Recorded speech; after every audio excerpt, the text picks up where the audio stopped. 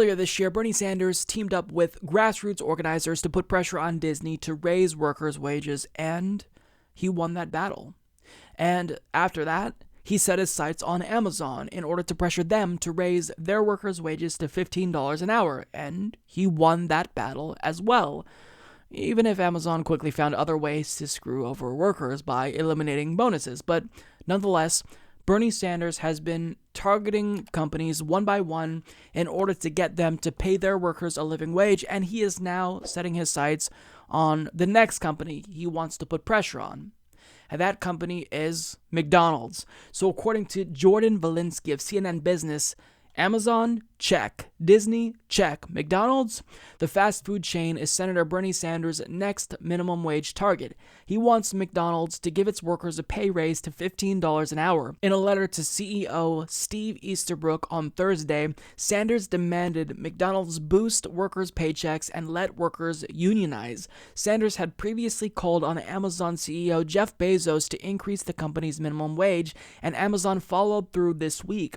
If McDonald's raised the minimum wage to $15 an hour and respected the constitutional rights of your workers to form a union, it would set an example for the entire fast food industry to follow, Sanders wrote in a letter addressed to Easterbrook and posted to his Twitter account. Sanders said he talked to McDonald's employees who complained that their current pay makes getting by difficult. He claimed that many McDonald's employees need federal assistance, including food stamps and public housing. He added that McDonald's isn't a poor company. The company made $5.2 billion in profit last year on nearly $23 billion in sales. McDonald's is a healthy business. Revenue has increased recently as McDonald's offered better food and technology, and the stock is up nearly 80% since Easterbrook took over in 2015. So you know that if you are the CEO of McDonald's and you're on the board of McDonald's, you're shitting yourself right now, because when Bernie Sanders targets you, Bernie Sanders wins, because he doesn't just make a Twitter post condemning McDonald's for treating workers like garbage and not paying them enough. He actually follows through and organizes with grassroots protesters in order to put pressure on McDonald's.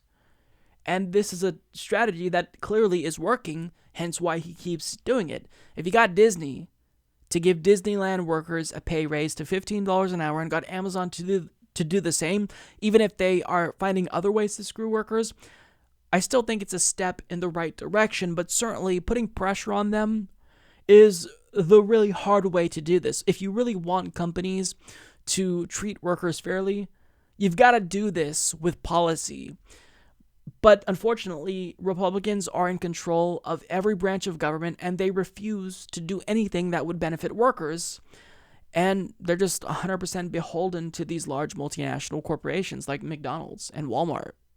So what Bernie Sanders is doing here is pretty brilliant, because he's using his bully pulpit, what little influence he has over these companies, to let them know if they don't actually raise their workers' wages, we're going to put pressure on you, we're going to shame you, and that might lead to you losing some money in sales, because people who are mindful of the struggle of workers aren't going to want to eat at your restaurant if they're now aware, because of Bernie Sanders, that you're treating your workers like garbage. And I often see an argument from people that say, well, look, these are low-wage workers because they have low-skill jobs. But this is an argument that comes from people who clearly have never worked a day of customer service in their lives, because customer service, it actually does require a special skill to be able to put up with an ungodly amount of bullshit from the public who treats you like dirt, who thinks that you are there to serve them and to kiss their ass, and they can treat you like garbage, they can yell at you and do whatever you want. To be able to put up with that abuse on a daily basis, that does require a special kind of skill, and certain people can't do it. When I worked in the service industry, there were times where I actually went through really deep depressions because it was so difficult putting up with abuse from the public on a daily basis. People just yelling at you for arbitrary reasons and taking out their frustrations with corporate policy on you when you have no power to change that. When these low-wage workers and low-level workers have been fucked over by corporate policies themselves.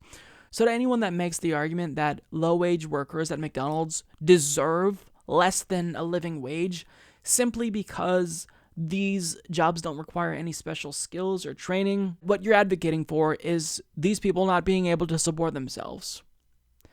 A McDonald's worker who works 40 hours a week should be able to buy a car, buy an apartment, or rent an apartment, potentially buy a house one day, put themselves through college, support their family.